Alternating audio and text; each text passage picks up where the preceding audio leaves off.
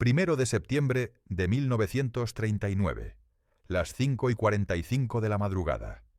El acorazado alemán Schleswig-Holstein abre fuego contra la península de Westerplatte en Gdansk. En ese preciso instante, Polonia dejó de ser una nación para convertirse en el experimento más brutal de exterminio humano jamás concebido. La pregunta no era si Polonia caería.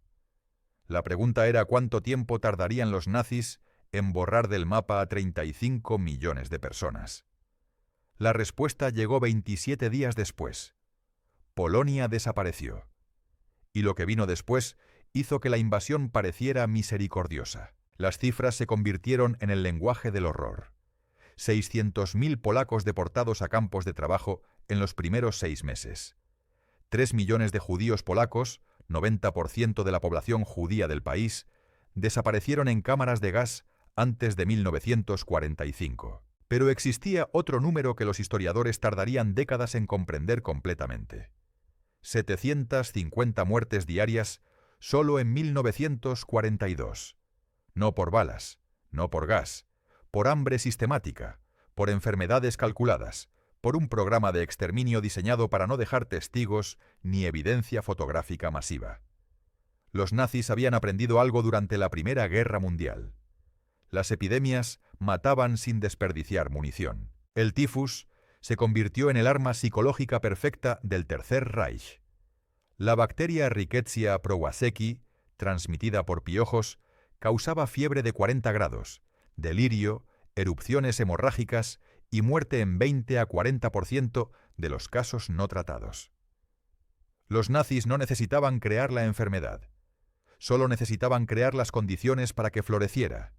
Hacinamiento, inanición, ausencia de higiene. Los guetos judíos de Varsovia, Cracovia y Lodz se convirtieron en incubadoras vivientes. Pero el verdadero genio del plan era el terror que el tifus inspiraba en los propios alemanes. Los oficiales de las SS temían al tifus más que a los partisanos polacos. Una sola bacteria podía paralizar un batallón completo. El protocolo alemán era brutal en su simplicidad matemática. Si se detectaba un brote de tifus en una comunidad judía, ejecución inmediata de todos los infectados, cremación de cadáveres y deportación del resto a campos de exterminio. Si el brote ocurría en una aldea polaca católica, cuarentena absoluta de 14 días, confiscación de alimentos, prohibición de movimiento bajo pena de muerte. Los médicos alemanes llegaban con trajes de protección completos, tomaban muestras de sangre y enviaban a laboratorios en Cracovia o Berlín para confirmar diagnósticos mediante la prueba de Weil-Felix. Un resultado positivo significaba sentencia de muerte colectiva. Era un sistema perfecto de control por miedo biológico. En la pequeña ciudad de Rozwadów, a 160 kilómetros al este de Cracovia, vivía un médico rural polaco católico de 28 años llamado Eugene Lazowski. Graduado de la Universidad de Józef Piłsudski en Varsovia justo antes de la invasión, Lazowski había visto cómo su país se convertía en un matadero industrializado. Trabajaba en el único hospital de la región, atendiendo partos, neumonías y fracturas, mientras los trenes de ganado pasaban diariamente rumbo a Belzec, uno de los 6 campos de exterminio de la Operación Reinhard. Cada vagón transportaba entre 120 y 150 judíos hacinados. Los gritos atravesaban las ventanas del hospital, y Lazowski, como cada médico, enfermera y ciudadano polaco, enfrentaba la pregunta que definiría su vida: observar en silencio o arriesgar todo. A solo 3 kilómetros de Rozwadów existía un gueto de 1.200 personas. Lazowski lo visitaba en secreto para tratar enfermedades básicas: difteria, tuberculosis, desnutrición severa. Conocía los nombres de las familias, conocía a los niños, y en diciembre de 1941 vio cómo las SS liquidaban el gueto completo en una operación de 8 horas. Los que no murieron por disparos fueron cargados en trenes. Lazowski regresó a su casa esa noche y tomó una decisión que violaría todos los protocolos médicos, todas las leyes de ocupación y todos los instintos de supervivencia. Iba a usar la ciencia, no para curar, sino para engañar. Iba a crear una epidemia falsa de tifus tan convincente que los nazis nunca se atreverían a entrar en las aldeas bajo su cuidado. Y si lo descubrían, la ejecución sería inmediata. Su mentor, el doctor Stanisław Matulewicz, 20 años mayor y con experiencia en microbiología de la Universidad Jagiellonica, conocía el riesgo. La Gestapo había ejecutado a 43 médicos polacos en Varsovia por actividades de resistencia solo en 1941. Esconder judíos era pena de muerte automática para toda la familia del implicado. Pero Matulewicz había leído sobre algo extraordinario durante sus estudios. Una bacteria llamada Proteus OX-19 que, aunque inofensiva para humanos, generaba anticuerpos que producían resultados falsos positivos en las pruebas de tifus. Era un hallazgo accidental de la ciencia médica, una anomalía, un error de laboratorio descubierto en 1919, y para Lazowski era el arma perfecta. La pregunta que mantenía a Lazowski despierto cada noche era devastadoramente simple. ¿Podían engañar a los laboratorios del Tercer Reich con la precisión suficiente para crear zonas de exclusión completas? ¿Podían mantener el teatro médico durante años sin un solo oficial alemán notara que ningún paciente moría? ¿Podían convertir el arma psicológica de los nazis, el terror al tifus, contra ellos mismos? La apuesta era insana. El precio del fracaso era la tortura, la ejecución pública y la masacre de todos los que habían ayudado. Pero el precio de no intentarlo era observar cómo miles más desaparecían en los trenes. Lazowski y Matulewicz tomaron la decisión en enero de 1942. Iban a crear la epidemia fantasma más grande de la Segunda Guerra Mundial. No dejes que sus historias se pierdan en la oscuridad. Suscríbete a Héroes Olvidados y únete a miles de personas que honran a las almas valientes que la historia olvidó. Nuevos episodios cada semana, más contenido exclusivo que no encontrarás en ningún otro lugar. Eugene Lazowski no tenía laboratorio de investigación avanzado. No tenía acceso a la Biblioteca Médica de Varsovia, destruida por bombardeos en septiembre de 1939. No tenía equipo de microbiología más allá de un microscopio básico y algunas cajas de portaobjetos. Lo que tenía era memoria fotográfica de sus años de estudio y una copia desgastada de un artículo de 1919 escrito por el microbiólogo austríaco Edmund Weil y el bacteriólogo checoslovaco Arthur Felix. Ese artículo describía una anomalía desconcertante. Pacientes sin síntomas de tifus que daban positivo en la prueba de aglutinación. La causa era una bacteria intestinal común llamada Proteus OX-19. Los investigadores la habían etiquetado como un error de diagnóstico problemático. Lazowski la vio como una puerta trasera perfecta al sistema de terror nazi. La prueba de Weil-Felix, el estándar de oro para diagnóstico de tifus en 1940, funcionaba mediante un principio de reacción cruzada. La bacteria del tifus real, Rickettsia prowazekii, generaba anticuerpos en la sangre humana que también reaccionaban con cepas específicas de Proteus. Los laboratorios alemanes mezclaban suero sanguíneo del paciente con cultivos muertos de Proteus OX-19. Si ocurría aglutinación, la formación visible de grumos, el resultado era positivo para tifus. El problema era que la prueba no distinguía entre anticuerpos creados por infección real de Rickettsia y anticuerpos creados por exposición inofensiva a Proteus OX-19. Era una vulnerabilidad científica, y Lazowski entendió inmediatamente que podía explotarla. La bacteria Proteus OX-19 era extraordinariamente común. Vivía naturalmente en el tracto intestinal humano y en agua contaminada. No causaba enfermedad en personas con sistemas inmunes normales.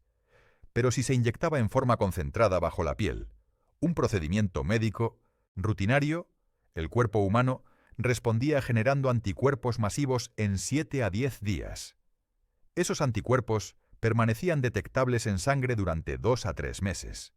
Y lo más importante, producían resultados positivos perfectos en la prueba de Weil-Felix que los laboratorios alemanes utilizaban para confirmar tifus.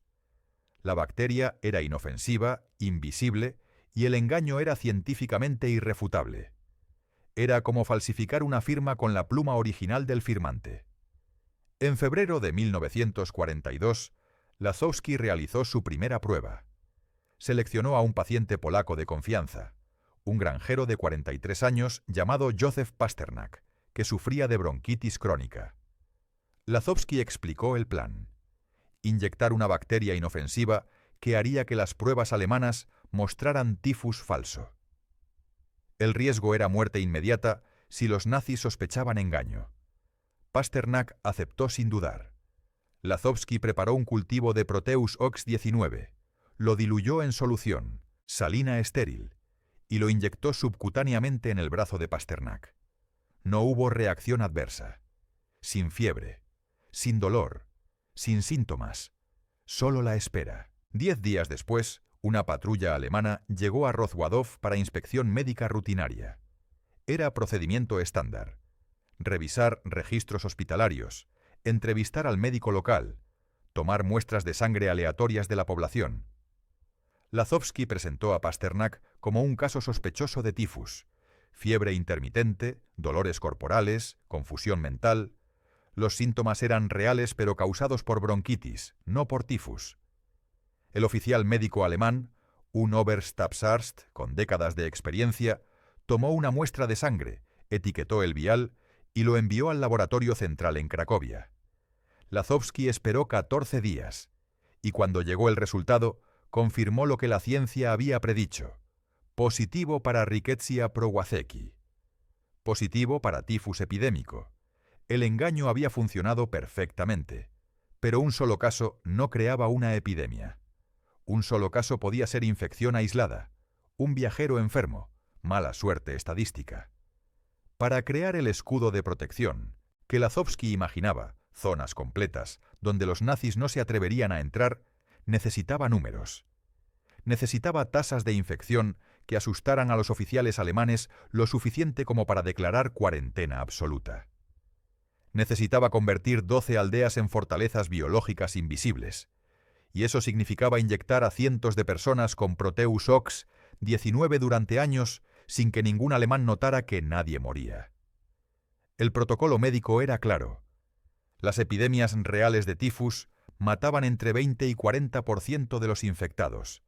0 muertes significaría que no era tifus real. Significaría que alguien estaba engañando al Tercer Reich. Lazowski consultó a su mentor, el doctor Stanisław Matulewicz, quien trabajaba en la cercana localidad de Waldshut. Matulewicz tenía 52 años, cabello completamente gris y una reputación impecable como especialista en enfermedades infecciosas. Había estudiado microbiología en Viena antes de la Primera Guerra Mundial. Conocía la literatura científica sobre Proteus OX-19 mejor que cualquier médico en Polonia ocupada. Y cuando Lazowski le presentó el plan completo: inyectar sistemáticamente a poblaciones enteras, mantener registros médicos falsos, entrenar a pacientes para simular síntomas, Matulewicz respondió con una sola pregunta: ¿cuántas vidas puedes salvar? Lazowski calculó rápidamente: 12 aldeas, promedio de 600 personas por aldea, 3 años de protección. Aproximadamente 7.200 personas protegidas de deportaciones laborales, y dentro de esas cifras, cientos de familias judías escondidas que podrían permanecer invisibles. Matulewicz aceptó inmediatamente. La decisión estaba tomada. La realidad de lo que estaban planeando era devastadora. Cada inyección era un acto de traición contra el Tercer Reich. Cada resultado positivo falso era sabotaje médico. Cada día que el engaño continuaba, aumentaba las probabilidades de detección. Los nazis ejecutaban médicos por infracciones menores: tratar a judíos sin permiso, falsificar certificados de trabajo, ocultar medicinas.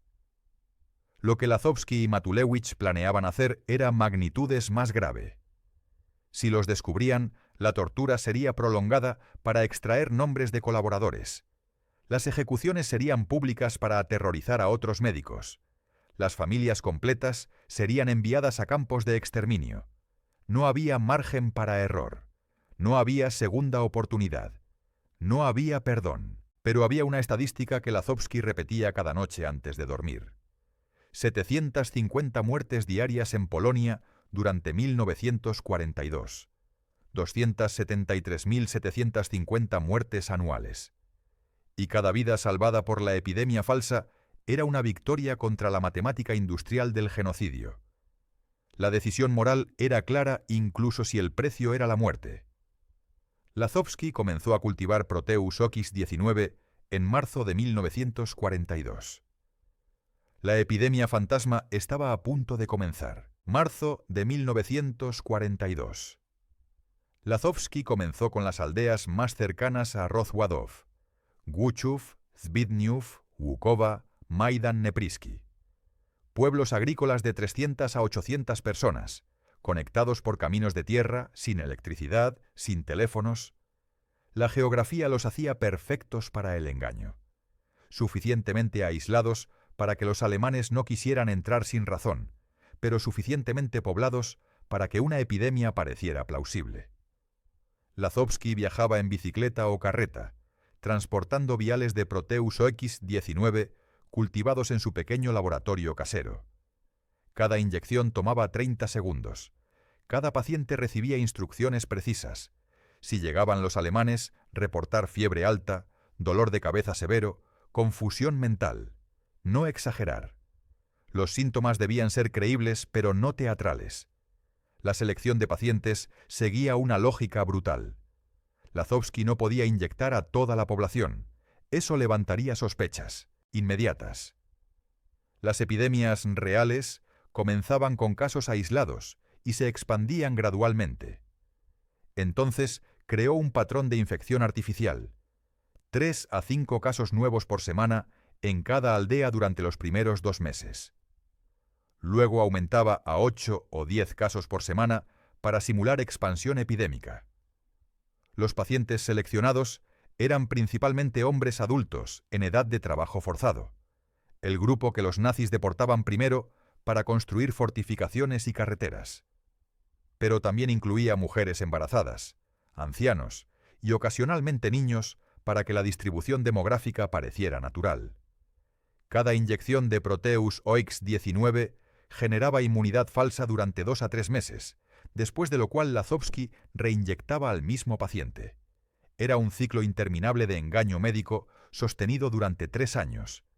Cuando las primeras muestras de sangre llegaron a los laboratorios alemanes en Cracovia, los resultados fueron exactamente como Lázovsky había predicho: positivos para Rickettsia prowazekii, tifus epidémico.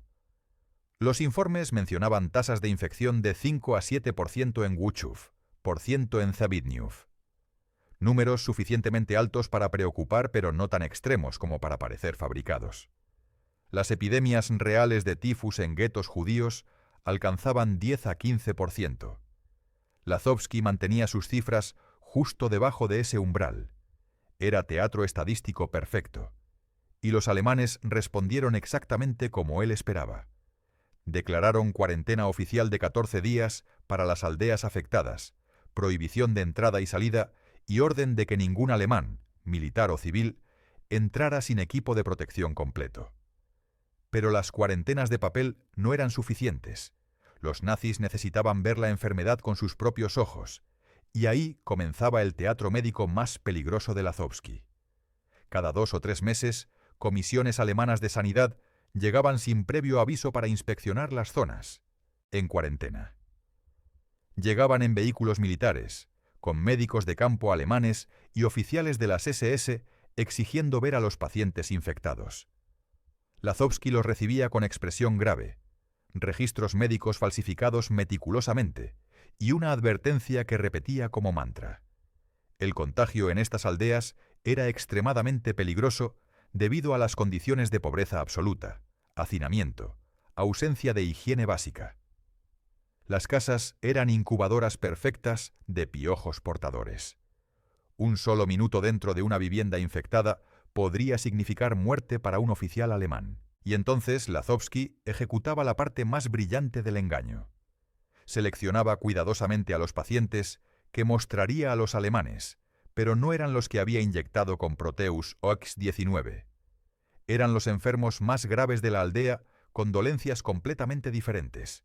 neumonía bacterial severa con fiebre de 39 grados, bronquitis crónica con tos violenta, tuberculosis en etapa avanzada con sudores nocturnos.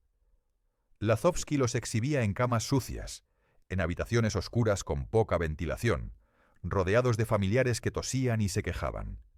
Los alemanes veían exactamente lo que esperaban ver: polacos miserables muriendo de tifus en condiciones deplorables.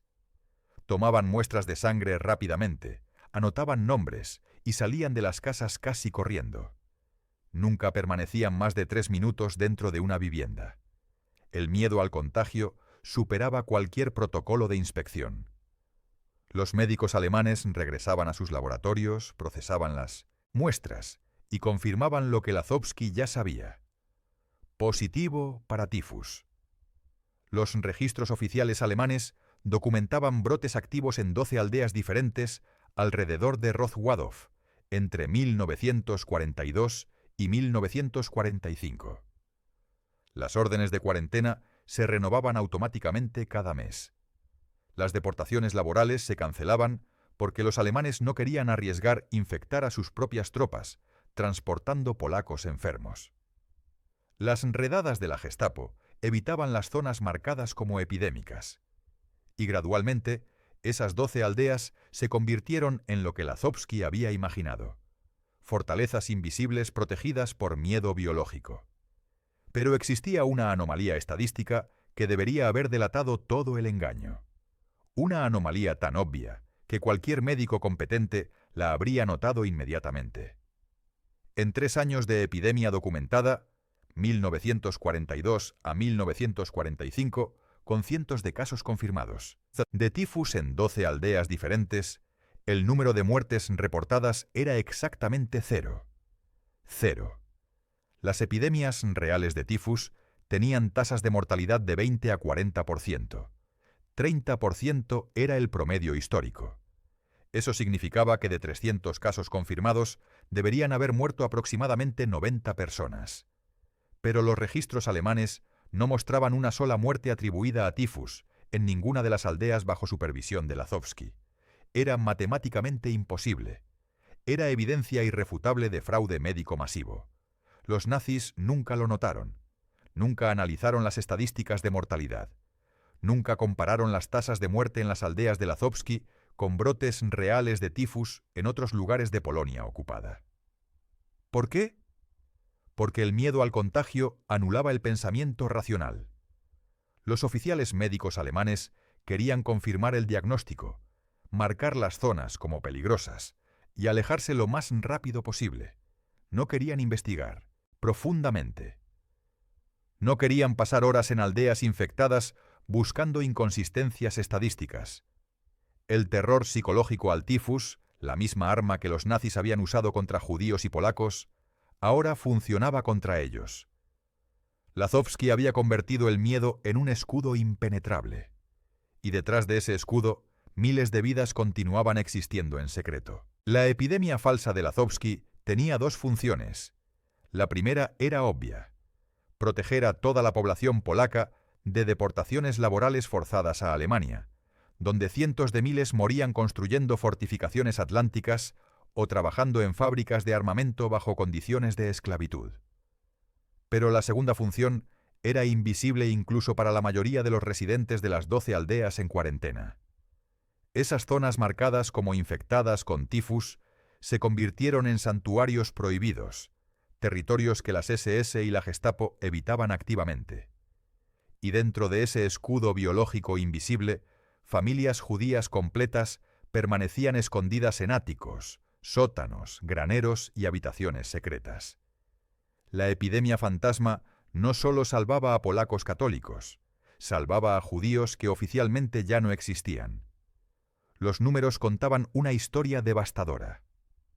Para 1942, los nazis habían liquidado prácticamente todos los guetos en la región de Lublin. En Belzec, el campo de exterminio a solo 80 kilómetros de Rozwadów, procesaba entre 3.000 y 5.000 personas diarias durante el verano de 1942. Las familias judías que habían escapado de las liquidaciones tenían opciones limitadas, intentar llegar a bosques controlados por partisanos polacos, conseguir documentos falsos para vivir como arios en ciudades grandes, o encontrar familias polacas dispuestas a esconderlos. Esa tercera opción significaba sentencia de muerte automática para toda la familia polaca si eran descubiertos. Los nazis ejecutaban no solo al que escondía judíos, sino a sus padres, hermanos, hijos, familias completas quemadas vivas en sus propias casas como advertencia pública. Pero las aldeas bajo cuarentena de tifus cambiaban la ecuación del riesgo. Si una familia polaca escondía a un niño judío en el ático, el peligro más grande era una redada sorpresa de la Gestapo o una inspección casa por casa buscando trabajadores forzados. Esas inspecciones eran impredecibles y mortales. Los alemanes pateaban puertas, revisaban cada habitación, golpeaban paredes buscando espacios ocultos. Pero en una zona marcada como epidemia activa de tifus, ningún oficial alemán entraba sin razón absoluta. Y cuando entraban para tomar muestras médicas, Lazowski los recibía en la puerta, los llevaba directamente a la habitación del enfermo preparado y los acompañaba afuera en menos de 5 minutos. No había búsquedas, no había inspecciones exhaustivas. El miedo al contagio era más fuerte que el celo por encontrar judíos escondidos. María Kowalska tenía 32 años en 1942. Vivía en Zbigniew con sus 3 hijos biológicos y trabajaba como costurera. Su esposo había muerto en las primeras semanas de invasión en septiembre de 1939, asesinado por soldados alemanes durante la retirada del ejército polaco.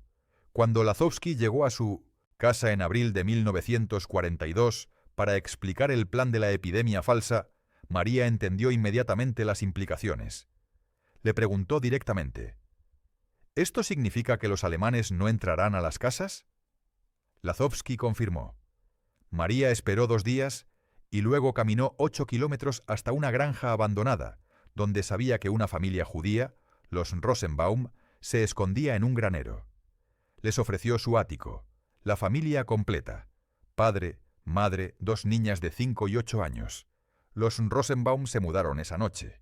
Durante 3 años, de 1942 a 1945, personas vivieron en el ático de 20 metros cuadrados de María Kowalska. No podían hacer ruido durante el día. No podían encender velas de noche porque la luz se vería por las rendijas del techo. Comían una vez al día, después del anochecer, cuando María subía con pan, papas hervidas y ocasionalmente huevos. Las niñas Rosenbaum, Sara y Rachel, crecieron en silencio absoluto. Aprendieron a comunicarse con gestos. Jugaban con muñecas de trapo sin hacer sonido. Y cada vez que escuchaban voces alemanas en la calle, se escondían debajo de mantas en el rincón más oscuro del ático. Pero las inspecciones alemanas nunca llegaron. Las redadas nunca ocurrieron. La epidemia falsa de tifus mantenía a los nazis afuera. Y María Kowalska arriesgaba su vida cada día, sabiendo que si alguien delataba a los Rosenbaum, toda su familia sería ejecutada públicamente. No era la única. En 1900, Głuchów, una viuda de 60 años, llamada Zofia Nowak, escondió a un niño judío de 3 años, Jakub Weinberg, haciéndolo pasar por su nieto. El padre de Jakub había sido asesinado durante la liquidación del gueto de Rozwadów. Su madre había sido deportada a Belzec. Un vecino polaco había sacado a Jakub del tren minutos antes de la partida y lo llevó a Zofia. El niño tenía cabello rubio y ojos azules, rasgos que no lo marcaban inmediatamente como judío, pero su circuncisión era evidencia irrefutable. Zofia lo vistió con ropa de niña durante el primer año para evitar sospechas. Cuando cumplió años, le enseñó oraciones católicas y lo llevaba a misa cada domingo. Jakub creció creyendo que era católico. Creció creyendo que Zofia era su abuela. Y la zona de tifus significaba que ningún alemán exigió ver documentos de nacimiento o certificados médicos que habrían expuesto el engaño. Las historias se multiplicaban en silencio. En Łukowa, 3 hermanos, judíos, 10, 12 y 14 años, trabajaban como ayudantes agrícolas bajo identidades falsas, viviendo en un granero con familia polaca que los presentaba como primos de Varsovia evacuados por bombardeos. En Magdan Neprisky, una pareja judía de 60 años vivía en un sótano excavado debajo de un establo, con entrada disimulada bajo 30 centímetros de heno. En cada caso, la cuarentena de tifus creaba un perímetro psicológico que los nazis no cruzaban sin necesidad extrema. No era protección absoluta, nada lo era bajo ocupación nazi, pero era la diferencia entre probabilidad alta de muerte y posibilidad razonable de supervivencia. Lazovsky coordinaba todo sin documentación escrita. No existían listas de familias escondidas. No había registro de qué casas albergaban judíos. Todo era comunicación oral, confirmada con apretones de manos y miradas silenciosas. Cuando Lazovsky visitaba una aldea para aplicar inyecciones de Proteus OX-19, caminaba por calles específicas, observaba ventanas específicas. Un pañuelo rojo colgado significaba que todo estaba seguro. La ausencia del pañuelo significaba peligro inminente. El código moral entre vecinos era absoluto. Nadie hablaba de los escondidos, ni siquiera entre familiares cercanos. El silencio no era cobardía, era supervivencia colectiva. Una sola palabra en el momento equivocado podría destruir la red completa. 27 de julio de 1949. El Ejército Rojo cruzó el río Vístula y comenzó la liberación de Polonia Oriental. Las tropas alemanas se retiraban en desorden, quemando archivos, ejecutando prisioneros, destruyendo evidencia de crímenes de guerra. En Rozwadów, Eugene Lazovsky escuchó el sonido de artillería soviética aproximándose desde el este. Sabía que el Tercer Reich estaba colapsando. Sabía que la epidemia falsa había cumplido su propósito. Pero también sabía que contar la verdad ahora, bajo ocupación soviética, podría ser tan mortal como bajo ocupación nazi. Los comunistas no toleraban héroes individuales. No celebraban actos de resistencia que no fueran comandados por el partido. Lazovsky tomó una decisión que mantendría durante décadas. Silencio absoluto sobre lo que había hecho. Las cifras finales eran devastadoras en su magnitud. 12 aldeas completas protegidas durante 3 años. Guchov, Zabidniów, Łukowa, Maidan, Neprisky, Stale, Jucisko, Tarnogora, Kmielów, Rudnik, Josefov, Szczebrzeszyn y Jików. Población total aproximada, 8.000 personas. De esas, los historiadores estiman que entre 800 y 1.200 eran familias judías escondidas o individuos con identidades falsas. El resto eran polacos católicos que habrían sido deportados a trabajos forzados en Alemania, donde las tasas de mortalidad alcanzaban 30 a 40%. Sin la protección de la epidemia falsa, aproximadamente 2.400 personas habrían muerto de hambre, enfermedad o ejecución en campos de trabajo alemanes. Sumando las vidas judías directamente salvadas del exterminio, el número total superaba las 3.000 personas, cada una viva porque un médico rural había entendido que la ciencia podía ser un arma contra la barbarie. Pero en 1945, Lazovsky no celebró, no escribió memorias, no solicitó reconocimiento. La Polonia liberada por la Unión Soviética no era libre, era simplemente una ocupación diferente. El régimen comunista instalado por Stalin ejecutaba o encarcelaba a miembros de la resistencia polaca no comunista. Los heroísmos individuales eran vistos con sospecha. Los médicos que habían trabajado bajo ocupación nazi eran interrogados exhaustivamente. ¿Colaboraste con alemanes? ¿Trataste a oficiales nazis? ¿Falsificaste documentos?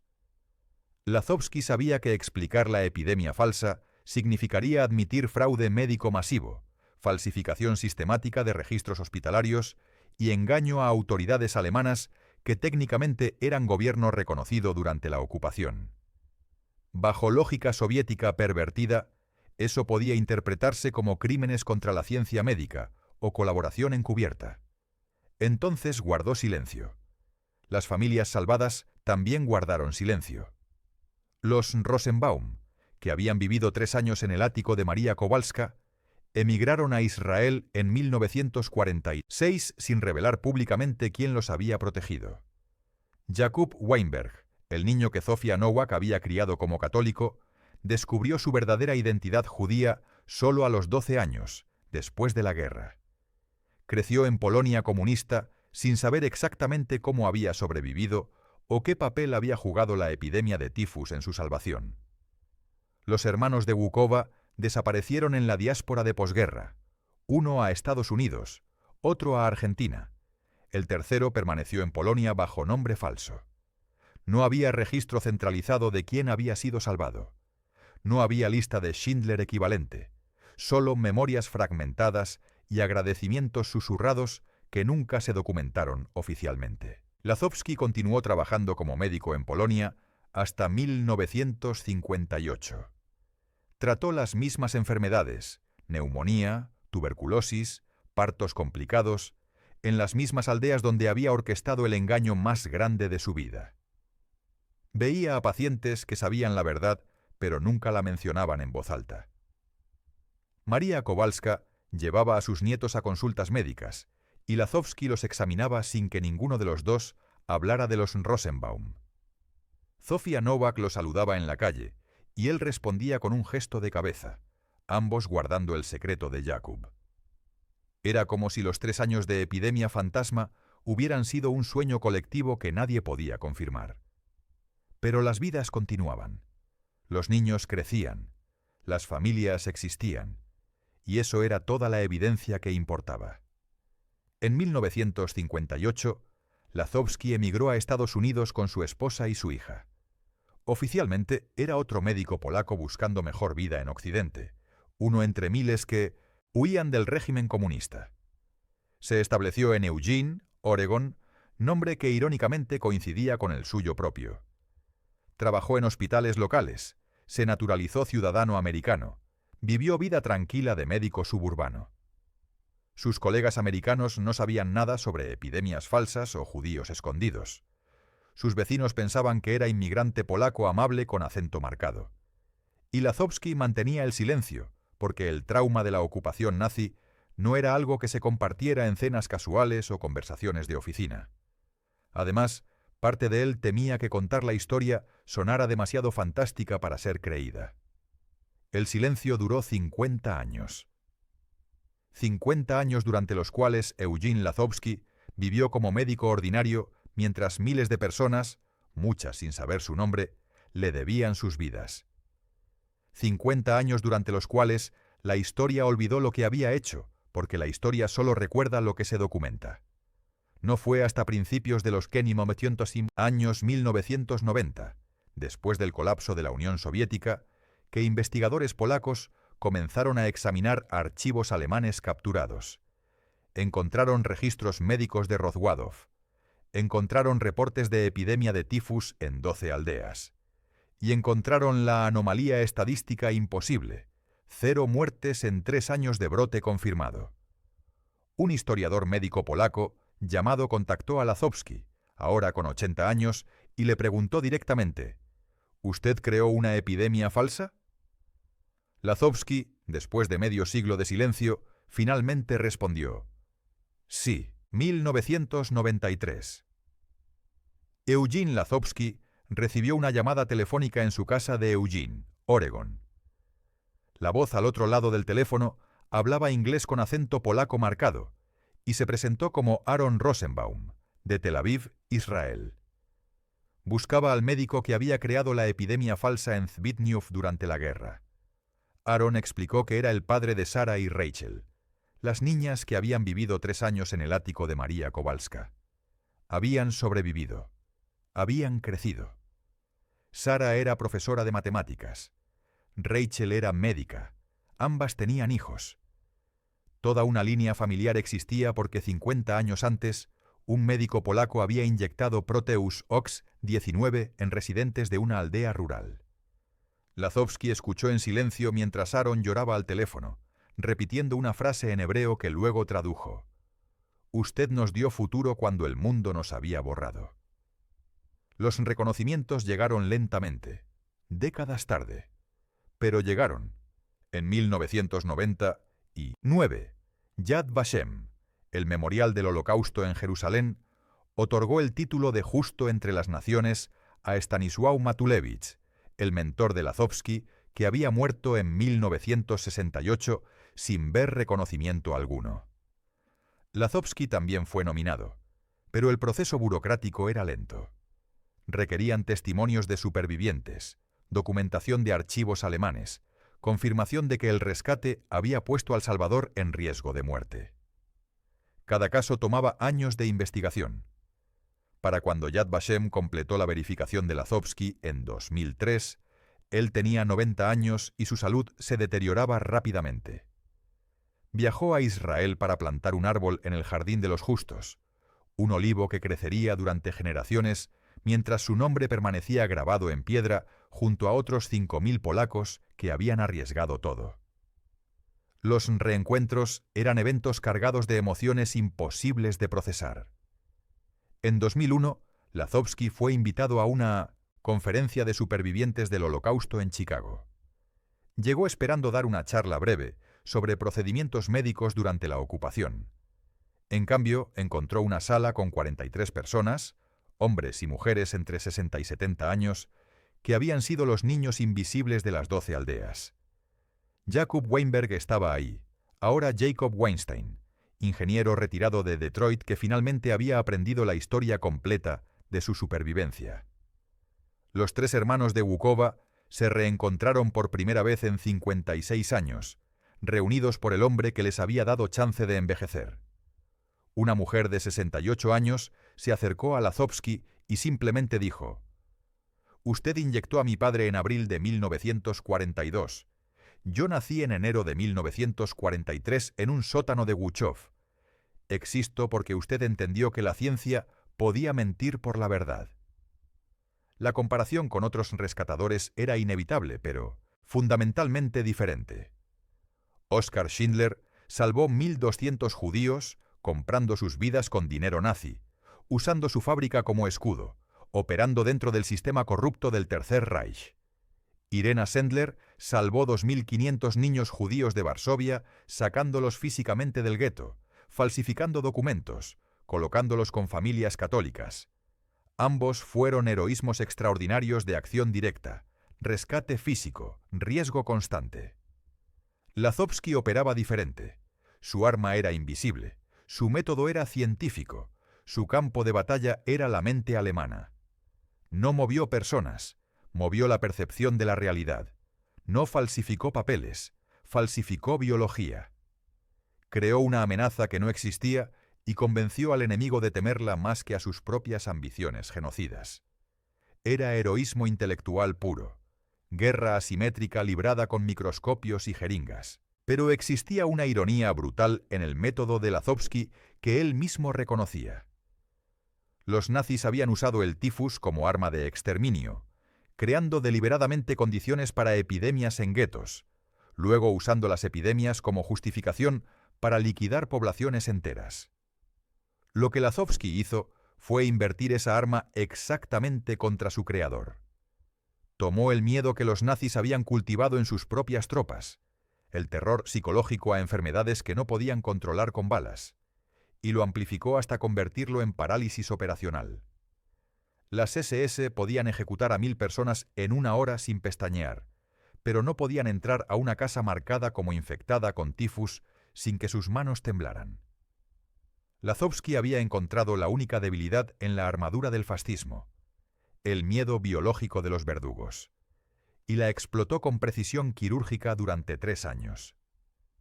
Eugene Lazowski falleció en diciembre de 2006, a los 93 años, en su casa de Eugene, Oregón.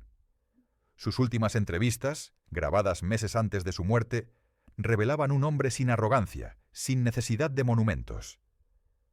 Cuando periodistas le preguntaban si se consideraba héroe, su respuesta era siempre la misma: «No fui un héroe, solo un médico haciendo lo correcto». Cuando le preguntaban si había tenido miedo, respondía: «Cada minuto de cada día durante 3 años, pero el miedo no justifica la inacción». Cuando le preguntaban qué mensaje dejaba para futuras generaciones, decía algo que resonaba con simplicidad devastadora: «Cuando la barbarie se disfraza de ley, La única moralidad es la desobediencia inteligente. Pero las matemáticas cuentan una historia diferente a la humildad de Lazovsky. 8.000 personas protegidas directamente.